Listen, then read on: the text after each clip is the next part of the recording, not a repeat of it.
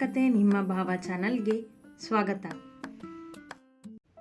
ಈ ಹೃದಯ ಗೀತೆ ನಿನಗಾಗಿ ಸಂಚಿಕೆ 65. ಸಮಯ ರಾತ್ರಿಯ 8:30 ಶಕ್ತಿಯ ಕಾರಿನ ಸದ್ದಾಯಿತು. ಅದು ಕೋಣೆಯಲ್ಲಿದ್ದ ಶಿವನ ಕಿವಿಗೂ ಬಿದ್ದಿತು. ಕೇಶವ ಎದ್ದು ಬಂದು ನೋಡಿದ. ಶಕ್ತಿ ಕಾರಿನಿಂದ ಕೆಳಗಿಳಿದು ಬಂದಳು. ಬಾ ಶಕ್ತಿ ಎಂದ ಕೇಶವ ಶಕ್ತಿಯನ್ನು ಒಳಗೆ ಕರೆದ. ಅವಳು ಒಳಗೆ ಬಂದು ಶಿವನನ್ನೇ ಹುಡುಕಿದಳು. ಮೊದಲು ಶಿವ ಕೋಣೆಯಲ್ಲಿದ್ದಾನೆ, ಮಲಗಿದಾನೇನೋ ಎಂದ ಅವಳ ಹುಡುಕಾಟ ನೋಡಿ. ಹೌದಾ, ನಾನೇ ನೋಡ್ತೀನಿ ಎಂದವಳು ಮುಂದೆ ಹೋಗಿ ಕೋಣೆಯ ಬಾಗಿಲು ದುಡಿದಳು. ಅವ ನತಾಶಾ ಕೇಸಿನ ಫೈಲ್ ನೋಡುತ್ತಾ ಕುಳಿತಿದ್ದ. ಶಿವ ಕರೆದಳು ಪ್ರೀತಿಯಿಂದ. ಅವ ಅವಳತ್ತ ನೋಡಲೂ ಇಲ್ಲ. ಅವನಿಗೆ ಗೊತ್ತಿತ್ತು ಬಂದಿದ್ದು ಅವಳೇ ಎಂದು. ಇಷ್ಟೊಂದು ಕೋಪನ ನನ್ನ ಮೇಲೆ ಎಂದಳು ಅವನ ಮುಂದೆ ಬಂದು. ಈಗಲೂ ಅವ ಮಿಸುಕಾಡಲಿಲ್ಲ. ಅವನ ಹಠ ನೋಡಿ ಅವನ ಕೆನ್ನೆಯನ್ನು ಹಿಡಿದು ತನ್ನತ್ತ ತಿರುಗಿಸಿ, ನಿನ್ಗೆ ಕೇಳ್ತಿರೋದು ನಾನು ಎಂದಳು ಸಣ್ಣ ಕೋಪದಲ್ಲಿ. ಅವಳು ಹಿಡಿದಿದ್ದ ತನ್ನ ಕೆನ್ನೆ ಬಿಡಿಸಿಕೊಂಡವ, ನನಗೆ ಕೆಲಸ ಇದೆ, ಕಾಡ್ಬಿಡ, ಸುಮ್ಮನೆ ಮನೆಗೆ ಹೋಗು ಹೊರಟಾಗಿ ಎಂದವ ಫೈಲ್ ಬಿಟ್ಟು ಲ್ಯಾಪ್ಟಾಪ್ ಹಿಡಿದ. ಸಾರಿ ಎಂದಳು ಮುದ್ದಾಗಿ. ನನಗೆ ಯಾವ ಸಾರಿನೂ ಬೇಕಾಗಿಲ್ಲ ಅವಳನ್ನು ನೋಡದೆ ಎಂದ. ಆದರೆ ನಾನು ಕೇಳಬೇಕಲ್ಲ ಎಂದಳು ಅವನ ಪಕ್ಕದಲ್ಲಿ ಕುಳಿತು. ನಾನು ತುಂಬ ಬ್ಯುಸಿ ಇದ್ದೀನಿ ಶಕ್ತಿ, ಸುಮ್ಮನೆ ಮನೆಗೆ ಹೋಗು ಎಂದ ತನ್ನ ಕೋಪ ತೋರಿಸುತ್ತ. ಶಕ್ತಿ ಅವನ ಮಾತಿಗೆ ತಲೆ ಕೆಡಿಸಿಕೊಳ್ಳದೆ ಫೋನ್ ಹಿಡಿದು ರಾಯರಿಗೆ ಕರೆ ಮಾಡಿದಳು. ಅಪ್ಪ, ನಾನಿವತ್ತು ಮನೆಗೆ ಬರೋಕ್ಕಾಗೋದಿಲ್ಲ, ನೀವು ಊಟ ಮಾಡಿ ಮಲಗಿ ಎಂದವಳ ಮಾತು ಅವನಿಗೂ ಕೇಳಿಸುತ್ತಿತ್ತು. ಯಾಕೆ ಶಕ್ತಿ, ಏನಾಯ್ತು ಎಂದು ಕೇಳಿದ ರಾಯರಿಗೆ. ಶಕ್ತಿ ಕೇಶವನ ಮನೆಗೆ ಹೋಗಿದ್ದು ಗೊತ್ತಿರಲಿಲ್ಲ. ನಾನು ಕೇಶವನ ಮನೆಗೆ ಬಂದಿದ್ದೀನಿ ಅಪ್ಪ. ನಿನ್ನ ಮುದ್ದಿನ ಅಳಿಯ ಮನೆಗೆ ಬರೋದಿಲ್ವಂತೆ. ಅವನನ್ನು ಒಲಿಸ್ಕೊಳ್ಳೋದು ತುಂಬ ಕಷ್ಟ ನನಗೆ. ಈ ರಾತ್ರಿ ಪೂರ್ತಿನೂ ಸಾಕಾಗೋದಿಲ್ಲ ಅನಿಸುತ್ತೆ. ಅಷ್ಟೊಂದು ಕೋಪ ಇಟ್ಕೊಂಡು ಕೂತಿದ್ದಾನೆ ಇಲ್ಲಿ ಎಂದಳು ಶಿವನನ್ನೇ ನೋಡುತ್ತಾ. ಅವ ಊರಿಗಣ್ಣಿನಲ್ಲಿ ಅವಳನ್ನು ನೋಡಿದನಷ್ಟೇ. ಸರಿನಮ್ಮ ಎಂದ ರಾಯರು ಕಾಲ್ ಕಟ್ ಮಾಡಿದ ನಂತರ ಶಕ್ತಿ ಅವನನ್ನೇ ನೋಡುತ್ತಾ ಕುಳಿತಳು. ಅವ ಮಹಾ ತಪಸ್ವಿಯಂತೆ ಅವಳತ್ತ ಗಮನ ಕೊಡದೆ ತನ್ನ ಕೆಲಸ ಮಾಡುತ್ತಾ ಕುಳಿತ. 10 ನಿಮಿಷ ಕಳೆದರೂ ತನ್ನತ್ತ ಕಣ್ಣು ಹರಿಸದವನನ್ನು ಕಂಡು ಅವಳಿಗೆ ಅವನನ್ನು ಕಾಡಬೇಕೆನಿಸಿತು. ಎದ್ದು ಅವನ ಪಕ್ಕದಲ್ಲಿಯೇ ಅವನ ತೋಳೆಗಂಟಿ ಕುಳಿತಳು. ಕಾಡ್ಬಿಡ ಶಕ್ತಿ, ನನಗೆ ಸುಮ್ಮನೆ ಹೋಗು ಎಂದ ಅವಳನ್ನೇ ನೋಡಿ ಗಂಭೀರವಾಗಿರುವಂತೆ. ಕಾಡ್ತಿರೋದು ನೀನು, ನಾನಲ್ಲ ಅವನನ್ನು ನೋಡಿ ಎಂದವಳು ಅವನ ತೋಳಿಗೊರಗಿದಳು ಭುಜಕ್ಕೆ ತಲೆ ಇಟ್ಟು. ಅವ ತನ್ನಿಂದ ಅವಳನ್ನು ಸರಿಸಲೂ ಇಲ್ಲ, ಮಾತನಾಡಲೂ ಇಲ್ಲ. ಸುಮ್ಮನೆ ಲ್ಯಾಪ್ಟಾಪ್ ನೋಡುತ್ತಾ ಕುಳಿತ. ಶಕ್ತಿಯು ಅವನಂತೆ ಅದೇ ಪರದೆ ನೋಡುತ್ತಾ ಕುಳಿತಳು. ಅವ ನತಾಶಾ ಅಪಾರ್ಟ್ಮೆಂಟಿನ CCTV ರೆಕಾರ್ಡ್ ನೋಡುತ್ತಿದ್ದ. ಅವಳನ್ನು ಕೊಲೆ ಮಾಡಿದವರನ್ನು ಹುಡುಕಲು ಏನಾದರೂ ಸುಳಿವು ಸಿಗಬಹುದೇನೋ ಎಂದು ಎಲ್ಲವನ್ನೂ ಪರೀಕ್ಷಿಸುತ್ತಿದ್ದ. ಮತ್ತೊಮ್ಮೆ ಶಕ್ತಿ ಕೂಡ ಅದನ್ನೇ ನೋಡುತ್ತಿದ್ದಳು. ಅವ ಏನು ಮಾಡುತ್ತಿರುವನೆಂದು ಗೊತ್ತಿಲ್ಲದಿದ್ದರೂ ನಿಮಿಷಗಳು ಕಳೆದಿದ್ದವು. ಇಬ್ಬರು ಮಿಸುಕಾಡಿರಲಿಲ್ಲ. ಅವನ ಭುಜಕ್ಕೊರಗಿಯೇ ಲ್ಯಾಪ್ಟಾಪ್ ನೋಡುತ್ತಿದ್ದವಳು, ನಿಲ್ಸು ನಿಲ್ಸು ಶಿವ ಎಂದಳು ಥಟ್ಟನೆ ಎದ್ದು ಕುಳಿತು. ಯಾಕೆ, ಏನಾಯ್ತು ಎಂದ ಅವ. ರಿವೈಂಡ್ ಮಾಡು, ಆ ಹುಡುಗಿ ಹೋದ್ಲಲ್ಲ ಈಗ ಒಳಗಡೆ, ಅವಳನ್ನು ತೋರಿಸು ಎಂದಳು ಏನೋ ಗೊತ್ತಾಗಬೇಕೆಂದು. ಅವಳು ಹೇಳಿದಂತೆ ಶಿವ ಕೆಲವು ಸೆಕೆಂಡ್ ಹಿಂದೆ ಹೋದ. ಸೇಲ್ಸ್ ಗರ್ಲ್ ನತಾಶಾಳ ಅಪಾರ್ಟ್ಮೆಂಟ್ ಒಳಗೆ ಹೊರಟಿದ್ದ ವಿಡಿಯೋ ಅದು. ಇವಳು ಎಂದಳು ಶಕ್ತಿ ಶಿವನಿಗೆ ಅವಳ ಬಗ್ಗೆ ಗೊತ್ತೇನೋ ಎಂಬಂತೆ. ಇವಳು ಸೇಲ್ಸ್ ಗರ್ಲ್, ಇವಳು ಗೊತ್ತಾ ನಿನಗೆ ಆಶ್ಚರ್ಯದಿಂದ ಕೇಳಿದ ಅವ. ಅವನಿಗೂ ಆ ಸೇಲ್ಸ್ ಗರ್ಲ್ ಸಿಕ್ಕಿರಲಿಲ್ಲವಲ್ಲ. ಇವಳು ಸೇಲ್ಸ್ ಗರ್ಲ್ ಅಲ್ಲ ಶಿವ ಎಂದಳು ಅವನ ಮುಖ ನೋಡುತ್ತ. ಅಲ್ವಾ, ನಿನಗೆ ಹೇಗೆ ಗೊತ್ತು ಪ್ರಶ್ನಿಸಿದವನಿಗೆ ಸುಳಿವು ಸಿಕ್ಕಿತು. ಇವಳು ಮೇ ಬಿ 2 ತಿಂಗಳ ಹಿಂದೆ ನಮ್ಮ ಆಸ್ಪತ್ರೆಗೆ ಬಂದಿದ್ಲು. ಅವಳು ತಮ್ಮನ ಕಾಲು ಆಪ್ರೇಷನ್ ಆಗಬೇಕಿತ್ತು. ಆಪ್ರೇಷನ್ಗೆ ಬೇಕಾಗುವಷ್ಟು ಹಣ ಇಲ್ಲ ಅಂತ ನನ್ನ ಹತ್ರ ಕೇಳ್ಕೊಂಡಿದ್ಲು. ಆಗ ನಾನೇ ನಿನ್ನ ಹತ್ರ ಎಷ್ಟು ಹಣ ಇದೆಯೋ ಅಷ್ಟು ಹಣ ತುಂಬು, ನಾನು ನೋಡ್ಕೋತೀನಿ ಅಂತ ಫ್ರೀ ಟ್ರೀಟ್ಮೆಂಟ್ ಕೊಡಿಸಿದ್ದೆ. ಪಾಪ ಬಡವಳು, ತಂದೆ ತಾಯಿ ಬೇರೆ ಇಲ್ಲ. ಆದರೆ ಆಗ ಇವಳು ಯಾವುದೋ ಉದ್ದಿನ ಕಡ್ಡಿ ಫ್ಯಾಕ್ಟ್ರಿಯಲ್ಲಿ ಕೆಲಸ ಮಾಡ್ತೀನಿ ಅಂದಿದ್ಲು. ಈಗ ಸೇಲ್ಸ್ ಗರ್ಲ್ ಆಗಿದ್ದಾಳೋ ಏನೋ. ಅವಳಿಗೆ ಗೊತ್ತಿದ್ದನ್ನು ಹೇಳಿದಳು. ಶಿವ ಅವಳ ಮಾತುಗಳಿಂದ ಯೋಚನೆಗೆ ಬಿದ್ದ. ಇನ್ನೊಮ್ಮೆ ಸರಿಯಾಗಿ ನೋಡು ಶಕ್ತಿ, ಇವಳೇನಾ ಅವಳು ವಿಡಿಯೋ ತೋರಿಸುತ್ತಾ ಕೇಳಿದ. ಹಾಂ, ನನಗೆ ಸರಿಯಾಗಿ ನೆನಪಿದೆ, ಅವಳೇ ಇವಳು. ಯಾಕಂದರೆ ಅವಳು ಆ ಆಸ್ಪತ್ರೆಯಲ್ಲಿ ಇರೋ ಅಷ್ಟು ದಿನ ನಾನು ಅವಳನ್ನು ನೋಡಿದ್ದೀನಿ ಎಂದವಳಿಗೆ ಸರಿಯಾಗಿ ನೆನಪಿತ್ತು. ಹಾಗಾದರೆ ಆಸ್ಪತ್ರೆಗೆ ಕಾಲ್ ಮಾಡು ಈಗ. ಅವಳ ಅಡ್ರೆಸ್ ಕೊಡೋದಕ್ಕೆ ಹೇಳು ನನಗೆ. ಈಗ ನೈಟ್ ಡ್ಯೂಟಿ ನರ್ಸ್ ಇರ್ತಾರೆ, ಬೆಳಗ್ಗೆ ನಿನಗೆ ಅಡ್ರೆಸ್ ಸಿಗುತ್ತೆ. ಅಲ್ಲದೆ ಸರಿಯಾದ ದಿನ ಗೊತ್ತಿಲ್ಲ ನನಗೆ, ಸೊ ಡೀಟೇಲ್ಸ್ ತೆಗಿಯೋಕ್ಕೆ ಟೈಮ್ ಬೇಕು ಅನಿಸುತ್ತೆ. ನೋ, ಆದಷ್ಟು ಬೇಗ ಆಗಬೇಕು ಈ ಕೆಲಸ ಎಂದವ ಬೆಳಗ್ಗೆ ಆಗುವವರೆಗೂ ಕಾಯುವವನಲ್ಲ. ನಾಳೆ ಸಿಗುತ್ತೆ ನಿನಗೆ ಇವಳ ಅಡ್ರೆಸ್ ಎಂದ ಇಬ್ಬರು ಕೋಪ ಮರೆತಿದ್ದರು. ಶಿವ ಏನೋ ಯೋಚಿಸುತ್ತಿದ್ದ. ನಿನ್ಗೆ ಹೇಳಿದ್ದು ಎಂದಳು ಅವನ ಭುಜ ಹಿಡಿದು.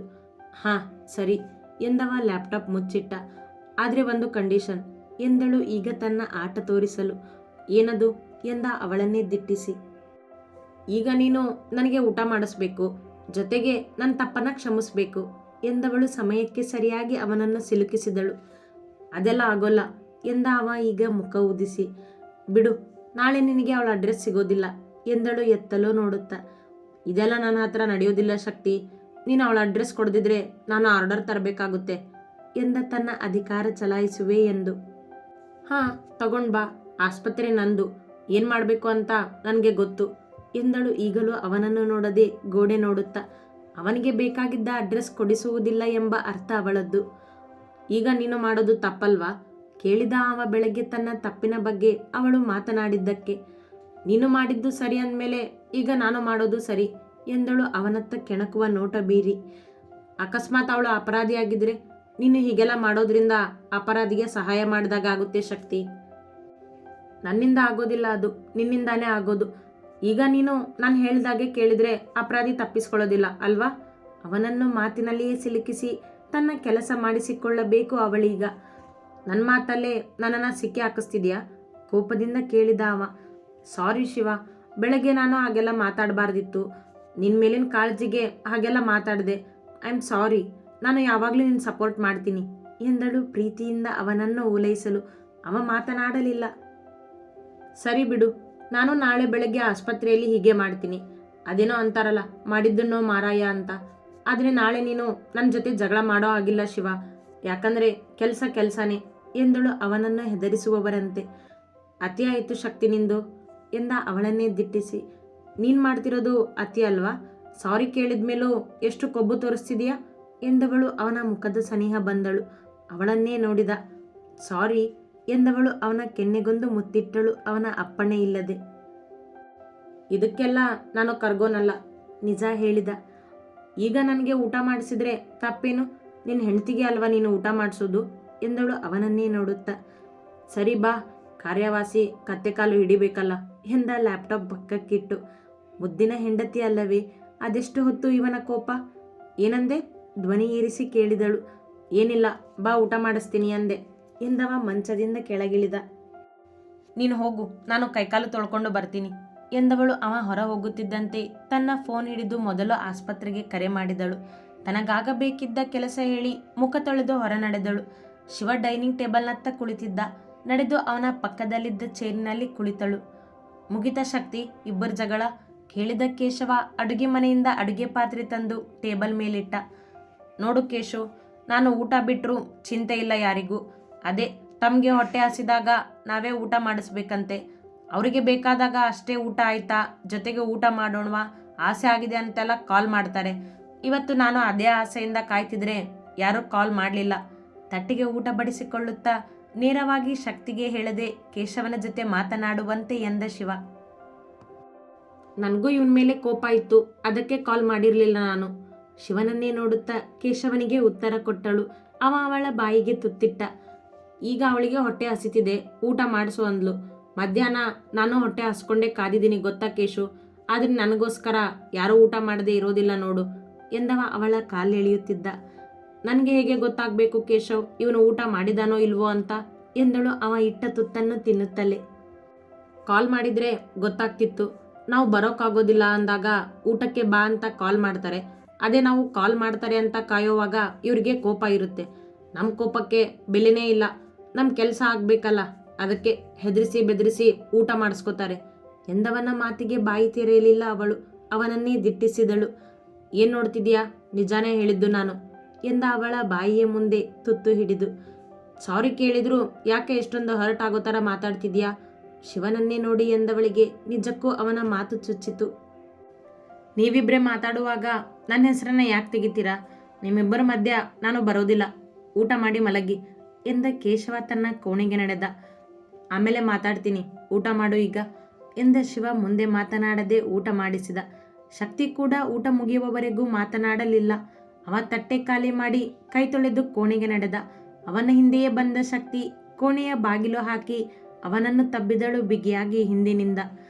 ನಾನು ಅನ್ನೋ ಮಾತಿಗೆ ನಿನಗೆ ಹರ್ಟ್ ಆಗುತ್ತೆ, ನೀನು ಅನ್ನೋ ಮಾತಿಗೆ ನನಗೆ ಹರ್ಟ್ ಆಗೋದಿಲ್ವಾ ಶಕ್ತಿ? ಮೆತ್ತಗಿತ್ತು ಅವನ ಧ್ವನಿ.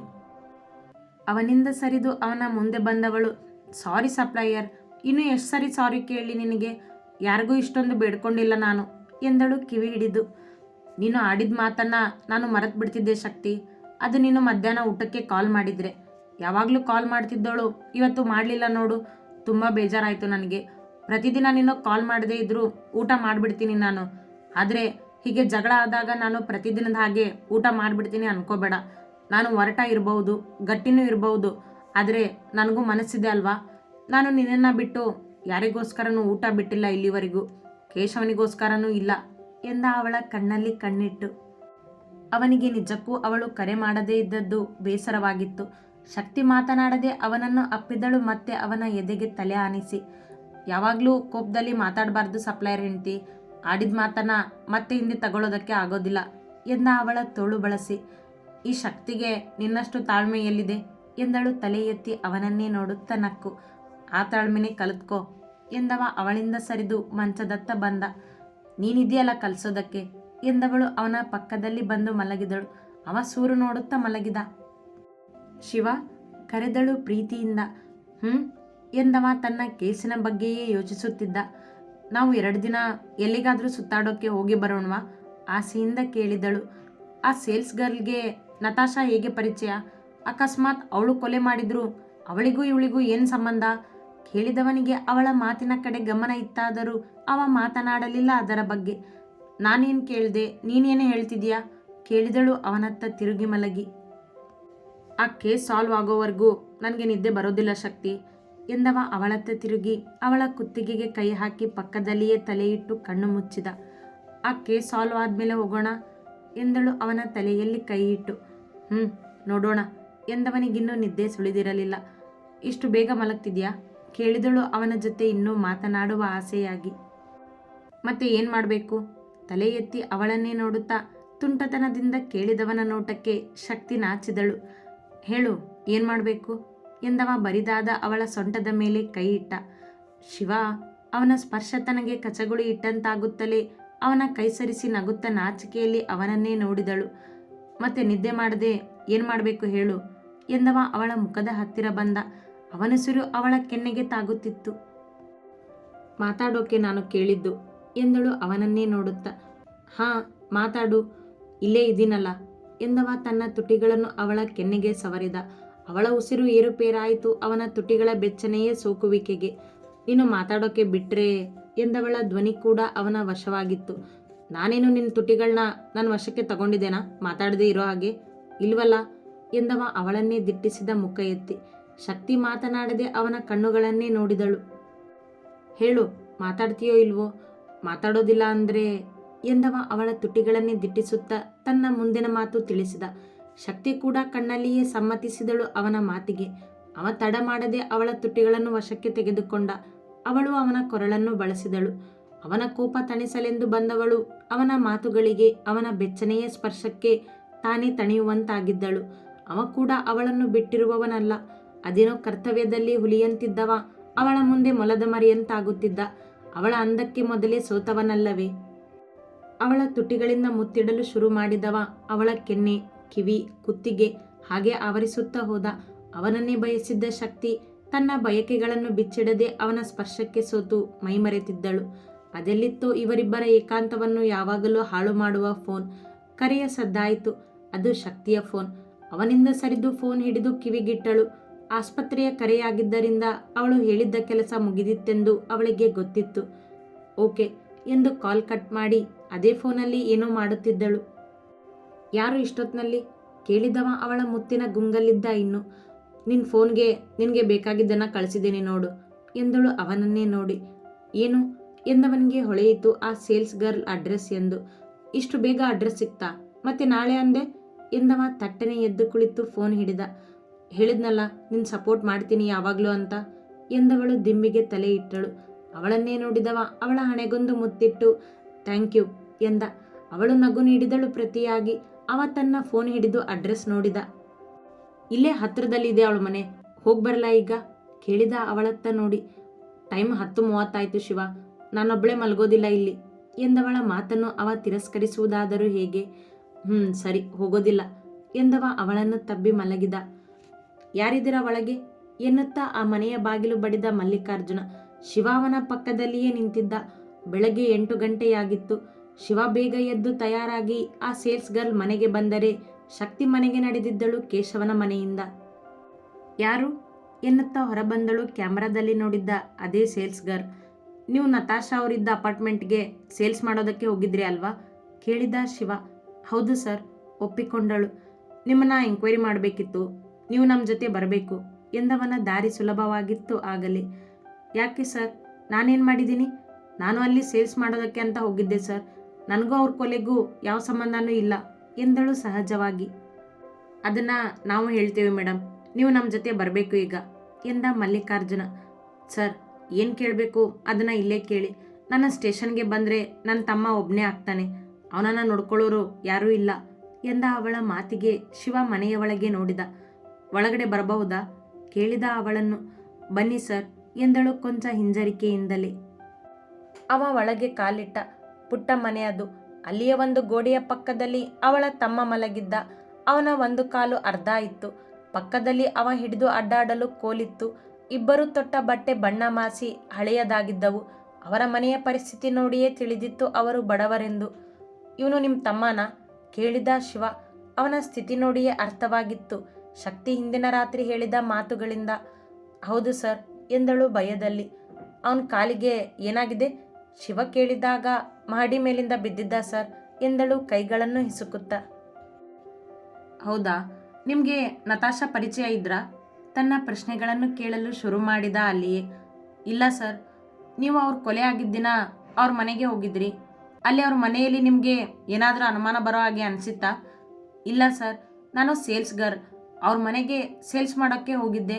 ಅವರು ಯಾವ ಪ್ರಾಡಕ್ಟ್ಸ್ ಬೇಡ ಅಂದರು, ನಾನು ವಾಪಸ್ ಬಂದೆ. ಅಷ್ಟೇನಾ ಕೇಳಿದವನಿಗೆ ಅವಳ ಮೇಲೆ ಅನುಮಾನ. ಹೌದು ಸರ್ ಅಷ್ಟೇ ಎಂದವಳ ಹಣೆ ಬೆವರಿತ್ತು. ನತಾಶಾ ಕೊಲೆ ಮಾಡಿದ್ದು ನೀವೇ ಅಂತ ಹೇಳೋದಿಲ್ವಾ ಎಂದವನಿಗೆ ಅವಳೇ ಕೊಲೆಗಾರ್ತಿ ಎಂದು ಗೊತ್ತಾಗಿತ್ತು. ಅತಿ ಹೆಚ್ಚಿನ ಕಥೆಗಳಿಗಾಗಿ ಹಿಂಬಾಲಿಸಿ ಪ್ರತಿಲಿಪಿ ಆ್ಯಪ್ನಲ್ಲಿ ಪ್ರತಿಮಾ SH ಅವರನ್ನು.